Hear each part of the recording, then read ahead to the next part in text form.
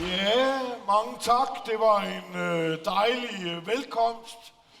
Jeg takker. Jeg vil som sædvanligt lige oversætte til engelsk undervejs, hvis der skulle se nogle udlandske gæster her i teltet, så de også bare får en lille bitte smule med sig hjem af det her show, vi har gang i her. Jeg har triste nyheder med i bagagen.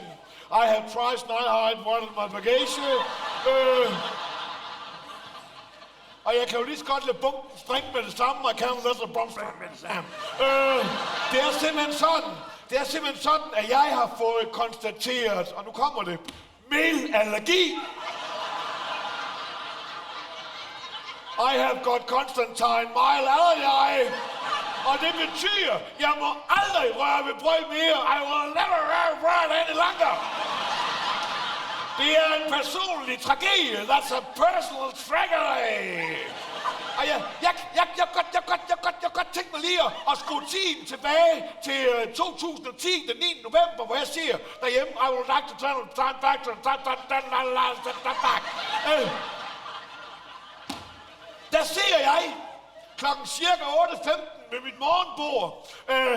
Der kunne jeg godt lige mærke, at de rykkede den gang, da jeg sagde morgenbord. Nej, altså det er det samme, jeg bruger til alle de andre måltider også. Altså det er ikke sådan. Der kunne jeg virkelig mærke, at de tænkte, hvad sker der? Jeg har et morgenbord, han så også et middagsbord. Det har jeg ikke, det er det samme bord, Jeg skifter bare i løbet af dagen. Tak. Den giver jeg ikke oversæt. Jeg ser der, og jeg skal have min krøjer. Jeg fik altid en krøjer til morgenmad. I always get a krøjer til morgenmad. Og der ser jeg så, og jeg klædte mig. Kender I godt det, når man kan klæde sig til noget? Jeg kunne simpelthen klæde mig til det. Jeg kunne klæde mig i dagvis. Men det nåede jeg jo aldrig, for jeg fik det hver dag.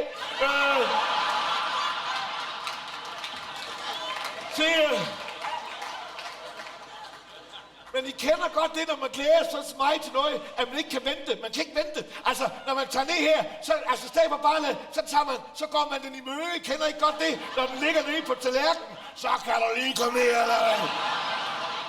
Det var det så åndssvagt, man kunne se stille og roligt. Den skulle nok komme op til en, men nej.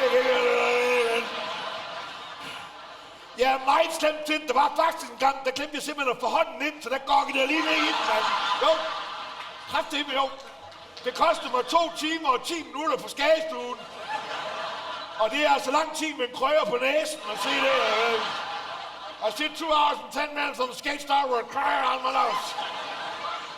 Men så sker der her, den her morgen her, og det er det, der er sådan fuldstændig. Jeg går ned, jeg kan lige stille ud, jeg havde det der dumme smil, når man glæder sig. Og så lige der her, der ser jeg lige ned på min hånd, så tænker jeg, hvad sker der, mand? Den er slukket mig hanger, og jeg sagde, what's up, man? And I had red blood all down, thrown away. And I take all the one I had, and I got line near the line, and some fiddle, down line, and I got run out of the ridge, Ja.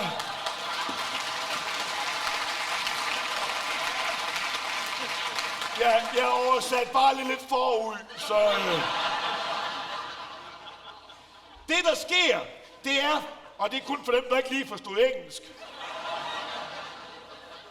det er, når jeg går ned og tager den op, så får jeg simpelthen røgudslæt. Jeg får røgudslæt på armen og på hånden, og det jeg tænker, hvad sker der? Så jeg smider den frem, og så skynder jeg mig til at prøve med den anden hånd. Sådan er jeg. Jeg prøver altid muligheden af. Og så tænker jeg, jeg har altid en giffel liggende.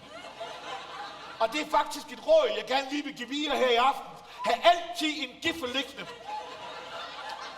Jamen, hvis der skulle komme uventet gæster til morgenmad, vil I have en giffel? Jeg har jo sådan en liggende. Ja, det har jeg.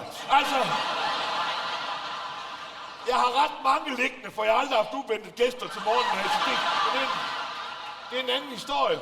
Så tager jeg den giffel, så tror jeg ikke det samme sker, når lige der rører ved den, så får jeg simpelthen rødt udslæt, så jeg smiler bare, jeg løber ud i døren, and I run out the door to the doctor's house and knock on the doctor's door, and help, doctor, open the door, and he opened the door and said, come in, look here, what one fucking down line, let it shit, well, settle all the crap. Og så kigger han på mig, og så siger han, kan vi ikke godt bare tale dansk? Sådan er det, når man er dobbeltsproget.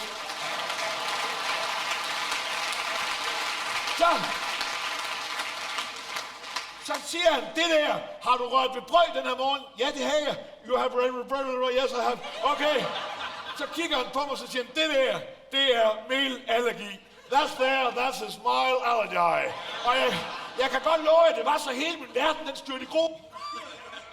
At Emil må aldrig røre brød. No, you never røre any longer.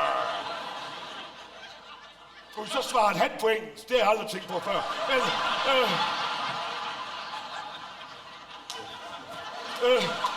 det er bare sådan en lille detalje. Nej, så går jeg hjem, og så tænker jeg, hvad gør jeg? Der ser en masse mennesker her, der skal se mig danse med brød, og jeg må ikke røre ved det. Og så er det, jeg kommer i tanke om, så den kører jo op. Det gør den kører op.